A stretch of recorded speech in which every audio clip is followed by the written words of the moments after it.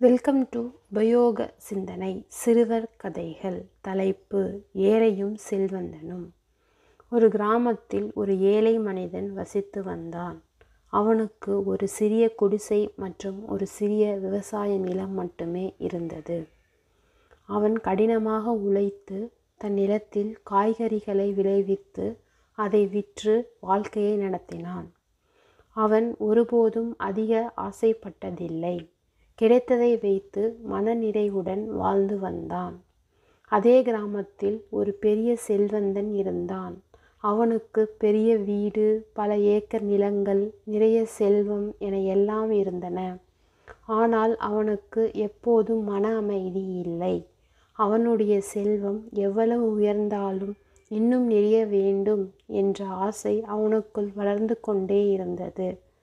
அவனது ஒவ்வொரு நாளும் எப்படி மேலும் செல்வம் ஈட்டுவது என்ற சிந்தனையிலேயே கழிந்தது. இரவு நேரங்களில் கூட அவனால் நிம்மதியாக உறங்க முடியவில்லை.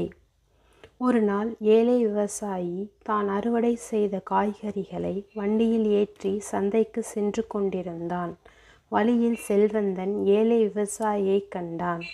ஏழை விவசாயியின் முகத்தில் எப்போதும் ஒரு புன்னகை இருந்தது. ஏழை விவசாயி மகிழ்ச்சியாகவும் நிம்மதியாகவும் இருப்பதைக் கண்ட செல்வந்தனுக்கு ஆச்சரியம் ஏற்பட்டது. செல்வந்தன் விவசாயியை அழைத்து, "நண்பனே, உனக்கு பெரிய வீடு இல்லை, நிறைய சொத்து இல்லை. ஆனால் நீ எப்போதும் மகிழ்ச்சியாக இருக்கிறாய். நான் பெரிய செல்வந்தன், எனக்கு எல்லாம் இருக்கிறது. ஆனால் என்னால் நிம்மதியாக இருக்க முடியவில்லை. இதற்கு என்ன காரணம்?"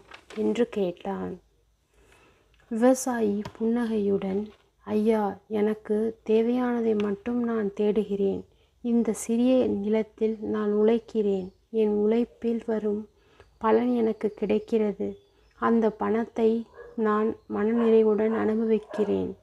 நாளைக்கு என்ன நடக்கும் என்று நான் தேவையில்லாமல் கவலைப்படுவதில்லை. எனக்குள் இருக்கும் ஆசைகள் சிறியவை.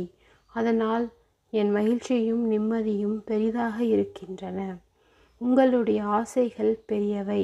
அதை நிறைவேற்ற நீங்கள் படும் கஷ்டமும் அதிலிருந்து வரும் பயமும் தான் உங்களுடைய நிம்மதியை கெடுக்கிறது" என்றான். விவசாயியின் வார்த்தைகள் செல்வந்தனின் வாழ்க்கையை மாற்றியது. அவர் தன் தவறை உணர்ந்தார். அன்று முதல் அவர் மேலும் மேலும் செல்வம் சேர்க்க வேண்டும் என்ற பேராசையை விடுத்து தன் கைவசம் இருந்ததை திருப்தியாக அனுபவிக்கத் தொடங்கினார். அவரது மனமும் அமைதியானது. பேராசை பெருநஷ்டம். ஆசைகள் அளவுக்கு அதிகமாக இருந்தால் அவை நம் மகிழ்ச்சியையும் நிம்மதியையும் அழித்துவிடும். மனநிறைவே உண்மையான செல்வம். ஒருவன் எவ்வளவு பெரிய செல்வந்தனாக இருந்தாலும் மன நிறைவு இல்லாவிட்டால் அவனுக்கு நிம்மதி இருக்காது. தேவையானதை மட்டும் கொண்டு வாழும் ஒரு ஏழைக்கும் மனநிறைவே உண்மையான செல்வத்தை கொடுக்கும். முடிவுற்றது. சரிங்களா? இந்த கதை உங்களுக்கு புரிந்திருக்கும் என்று எண்ணுகிறேன். இந்த கதை உபயோகமாக இருந்தால் லைக் பண்ணுங்கள், ஃபேமிலி அண்ட் ஃப்ரெண்ட்ஸுடன் ஷேர் பண்ணுங்கள், மறக்காமல் சப்ஸ்கிரைப் பண்ணுங்கள். அடுத்து வரும் எமது கதைகளையும் கேட்டு மகிழுங்கள். நன்றி. சுபம்.